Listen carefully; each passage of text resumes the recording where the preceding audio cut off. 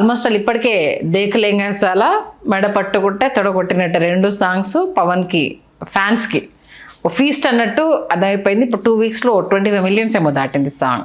అసలు ఏంటి హరీష్ శంకర్ ఏం చేద్దాం అనుకుంటున్నారు పవన్ కళ్యాణ్? ఇందాక ఒక మాట అన్నారు, కథ ఇప్పటిదాకా అసలు ఏ విధంగానూ లీక్ అవ్వలేదు, ఏమీ లేదు, బహిరంగ రహస్యం. మీకు తమిళ్లో ఏదైతే చేశారో తెలుగులో పోలీసుడు అట్లీ, అది చాలామంది ఏంటంటే మనం తెలియకుండా అట్లీ సినిమా అది విజయ్ చేసిన ఒక మ్యాజిక్. సినిమా చూస్తుంటే మనకు విజయ్ పెర్ఫార్మెన్స్ని బేస్ చేసుకుని వెళ్ళిపోతాం. జీవి ప్రకాష్ కుమార్ అనేవాడు ఆ సినిమాకి సంగీత దర్శకుడిగా ప్రాణం పోసాడు. అవును, ఎన్జీవ్ అనే పాట కావచ్చు, అది ఇవాళకి కోట్లాది మంది హృదయాల్ని దోచుకున్నటువంటి పాట. ఇక్కడ ఆ సినిమా చూసిన తర్వాత ఆ తర్వాత ఏంటంటే చాలామంది సినిమా ప్రేమికులు, సినిమా విశ్లేషకులు, ఈ సినిమా విమర్శకులు ఎవరైతే ఉన్నారో ఈ సినిమా మనం ఎక్కడో చూసాం, కాకపోతే ఎక్కడ గుర్తు రావట్లేదని అనుకునేవాళ్ళు. కాకపోతే హరీష్ శంకర్ చాలా క్లారిటీ ఇచ్చాడు. పవన్ కళ్యాణ్ ఫ్యాన్స్ పవన్ కళ్యాణ్ గారిని రీమేక్లో చూడాలనుకోవట్లేదు, ఇది స్ట్రైట్ స్టోరీ అనేసి. వస్తాను, అక్కడికే వస్తాం. ఇక్కడ అదేంటంటే అట్లీ చేసిన మ్యాజిక్, విజయ్ లాంటి ఒక స్టార్ దొరికితే అట్లీ చేసినటువంటి మ్యాజిక్ థియరీలో ఏంటంటే అది విజయకాంత్ గారు చేసిన క్షత్రియన్ అనే cinema. Okay, as it is అనమాట. క్షత్రియన్ మణిరత్నం గారు ప్రొడ్యూసరు, మణిరత్నం గారి దగ్గర అసోసియేట్గా ఉన్న కె సుభాష్ గారిని ఆయన డైరెక్టర్ అనమాట. క్షత్రియన్ యాజ్ ఇట్ ఈజ్, క్షత్రియన్కి ఇళయరాజా గారి సంగీతం ప్రాణం. As it is same. ఆయనకు కూతురు ఉంటుంది, ఆ కూతురుతో పాటు ఆయన కలిసి జీవిస్తుంటారు. అక్కడ ఇంకొక పాత్ర తారసపడుతుంది, ఆ పాత్ర అక్కడ భానుప్రియ అనమాట. ఆయనకి భార్య అంతఃకృతం, ఆ భార్య ఎట్లా చంపబడింది, ఇవన్నీ అక్కడ ఒక మెయిన్ విలన్ తిలకన్ గారు. మలయాళం నుంచి తిలకన్ గారిని తీసుకొచ్చి తిలకన్ గారితో అద్భుతంగా పెర్ఫామ్ చేయించారనమాట. అది ఇక్కడ మనకు మహేంద్రన్ గారని గ్రేట్ డైరెక్టర్, తమిళ సినిమా మార్గదర్శకులు అనగలిగినటువంటి దర్శకుల్లో శ్రీధర్ గారు ఒకరు. శ్రీధర్ గారి తర్వాత మహేంద్రన్ గారు. అందరం మనం బాలచంద్ర గారి గురించి, భారతిరాజు గారి గురించి మాట్లాడుకుంటాం, కానీ మహేంద్రన్ గారి శైలి ఏంటంటే, మహేంద్రన్ గారు పదుల సంఖ్యలో దర్శకులు మహేంద్రన్ గారిని ఆదర్శంగా తీసుకుని తమిళ సినిమా పరిశ్రమకు వచ్చారు. ఆ మహేంద్రన్ గారు ఆ విలన్ వేషం వేసింది తెరీలో. ఓకే, తర్వాత ఆయన చనిపోయారు.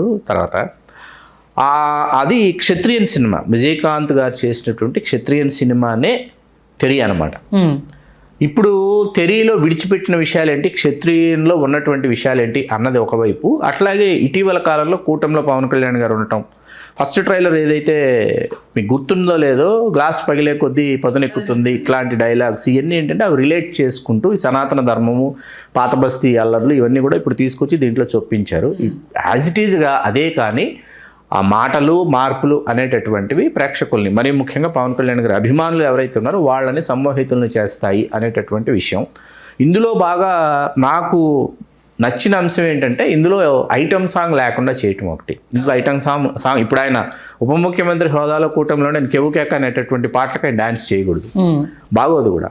పైగా ఇదేంటంటే అందరూ గబ్బర్ సింగ్తో పోలుస్తున్నారు, కానీ గబ్బర్ సింగ్ కాదు, గబ్బర్ సింగ్కు మించి, గబ్బర్ సింగ్కి ఎన్నో మెట్లు పైన ఉస్తాద్ భగత్ సింగ్ అయితే ఉండబోతుంది, అందులో సందేహం లేదు. ఎందుకంటే దేకలేంగసాల పాట మనం చూసింది చాలా తక్కువ షార్ట్స్, కాకపోతే ఏంటంటే సిగ్నేచర్ స్టెప్స్ ఆయన చేత చేయించారని, అట్లాగే చాలా కాలం తర్వాత ఆయనకి నాకు డాన్స్ చేయాలనిపించేటటువంటి అవకాశం దేవిశ్రీ ప్రసాద్ మ్యూజిక్ ఇచ్చింది నాకని మ్యూజిక్ గురించి దేవిశ్రీ ప్రసాద్ గారితో పవన్ కళ్యాణ్ గారు చెప్పారు. చాలా కాలం తర్వాత నాకు ఎప్పుడెప్పుడు డాన్స్ చేస్తున్నా అనిపించింది అని. అంటే అది ఇన్వాల్వ్మెంట్.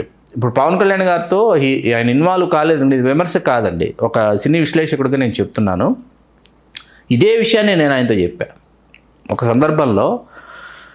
మీరు జానీ సినిమా అయిపోయిందండి, జానీ సినిమా అయిపోయిన తర్వాత గుడుంబా శంకర్ తర్వాత బాలు తర్వాత బంగారం, అన్నవరం వరకు అండి వరుసగా 3 సినిమాల్లో, అన్నవరంలో మార్చారు, 3 సినిమాల్లో షూ మార్చలేదు ఆయన.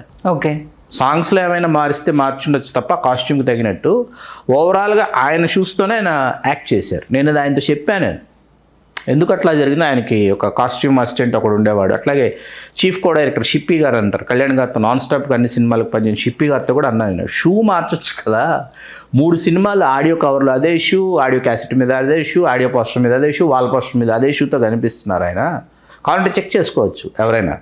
అంటే ఆయన ఇన్వాల్వ్ కాకపోతే ఏంటంటే ఆయన డిటాచ్ అయిపోతాడు. కళ్యాణ్ గారు చాలా డిటాచ్డ్గా ఉంటాడు, ఒప్పుకున్నాము, సైన్ చేసాము, చెయ్యాలి అనేటటువంటి ఒక దీనిలో చేస్తారు. అటాచ్ అయ్యారనుకోండి, అటాచ్ అయితే గబ్బర్ సింగ్ ముందు వరుస ఫ్లాపులు కదా, అన్ని వరుస ఫ్లాపులే. గబ్బర్ సింగ్ జరుగుతుంది, పూర్తయింది. నేను పబ్లిసిటీ డిజైనర్ని, నాకేదో ఒక మ్యాగజైన్, ఒక ఫ్యాషన్ మ్యాగజైన్కి పవన్ కళ్యాణ్ గారి ఫోటోలు కావాల్సి వచ్చి పబ్లిసిటీ డిజైనర్ని శివ అనుకుంటా, శివ గారిని కలిస్తే శివ పాటల తాలూకు స్టిల్స్ చూపించాడు తన దగ్గర. అది చూసి కనీవినెరుగని హిట్ అవుతుంది, దిక్కులు పిక్కటిల్లే లాంటి హిట్ అయితే కొట్టబోతుంది సినిమాని స్టిల్స్ చూడగానే అర్థమైంది. మీకు చిరంజీవి గారికి గ్యాంగ్ లీడర్ ఎలాగో పవన్ కళ్యాణ్ గారికి గబ్బర్ సింగ్ అలాగండి.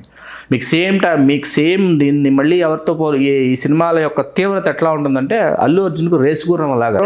మా వాళ్ళని అడిగితే, మా మేనల్లుని వాళ్ళు వెళ్ళి చూశారు సినిమా. వాళ్ళు చెప్పింది ఏంటంటే, నీకు పాటలు ఇష్టం అనుకో, నీకు ఇళయరాజా గారి పాటలు ఇష్టం, నేను సినిమా తీస్తున్నాను కదా, నాకు ఇష్టమైన ఇళయరాజా గారి పాటని అక్కడొకటి పెట్టుకుంటే ఎలా ఉంటుందో అట్లా మిస్టర్ బచ్చన్లో కూడా వీళ్ళకి నచ్చిన హిందీ సినిమా పాటలన్నీ తీసుకొచ్చి వాటన్నిటికీ సీక్వెన్సెస్ చేసుకుని దాన్ని తీసుకుని అవి మీరు కథ లేకుండా, పాత్ర ఔచిత్యం లేకుండా, పాత్రల యొక్క సృష్టి లేకుండా సాధ్యపడదు. కానీ హరీష్ శంకర్ గారు నేను నమ్ముతున్నాను, ఎందుకంటే ఆయన పవన్ కళ్యాణ్ గారి అభిమాని వ్యక్తిగతంగా.